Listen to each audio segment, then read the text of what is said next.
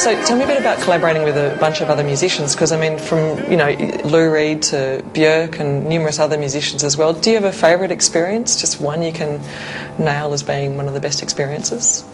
No, honestly, I don't have one favourite.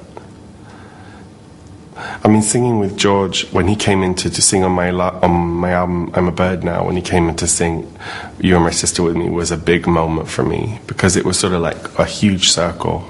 Like I was transported back to being like 13 years old, and then I was like 33, and there he was and singing that song, and I cried for like 2 days. I remember I just couldn't stop crying for 2 days. It was really like cathartic.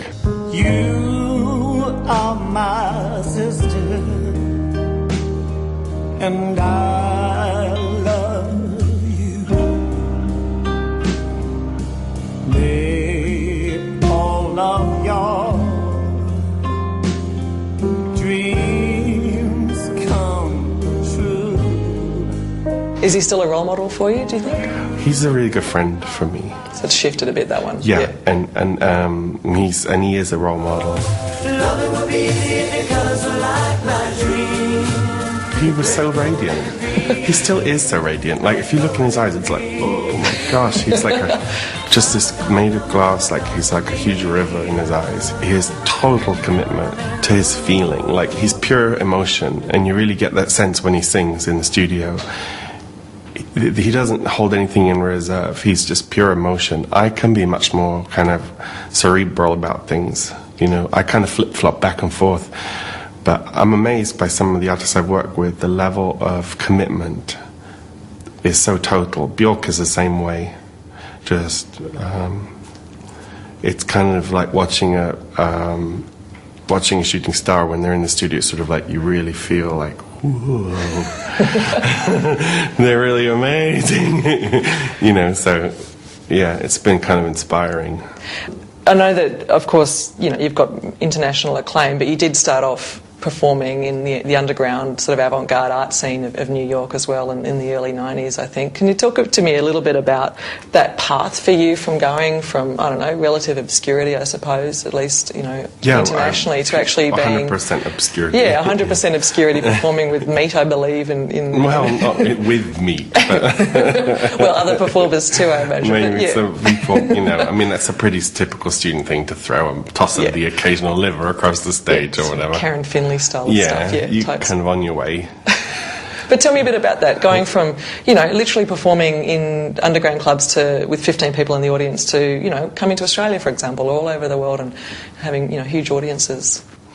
I think it's really unusual, And I think of it just as, Nina Simone has that song called Compassion, where she talks about boons. She talks about, like, songs given to her as a boon by, like, the spirit world or whatever. I mean, I kind of think about it like a miracle, kind of like a miracle. Do you have a connection in some ways to the culture that you sort of arose from, I suppose, the underground culture that you're a part of? Yeah, I mean, that's what I am. It hasn't really changed. I haven't changed in that regard. It's just that, but the dialogue is, like, really expanded. Like, my opportunities to be in dialogue with people has radically expanded. Like, now when I go to, like, Sweden, like, certain places, especially in Northern Europe, like 14-year-old kids on skateboards come up to me and ask me for a hug, or like 60-year-old ladies, and like, it's really kind of wild. It's just sort of gradually, not even that gradually, it really expanded over the last 5 or 8 years, and I can't really explain that. It's just one of those, I think of it kind of mythical in a way. It's like your path just opens up for you, but it's true for everyone, You never really can quite fathom how you got to where you were, It's like, I mean, I don't know. I can only speak for myself. Leap from my heart and find your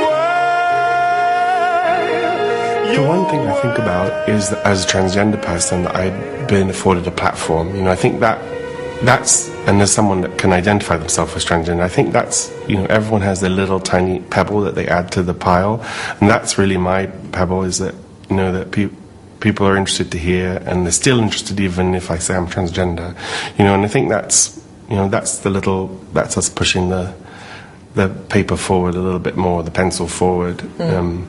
You know, whereas with George, he wasn't really allowed to say it, you know, and he could express the affairs of his heart, but he couldn't really say it when I was a kid. Now, when I can say, oh, this is my experience. And then in 5 or 10 years, there's going to be, you know, maybe I'm going to be a person of color, or I'll be, you know, a Samoan or Native American or someone, you know, I won't have to be a white queen that can speak my truth, and people will listen to it. I write letters to Australia,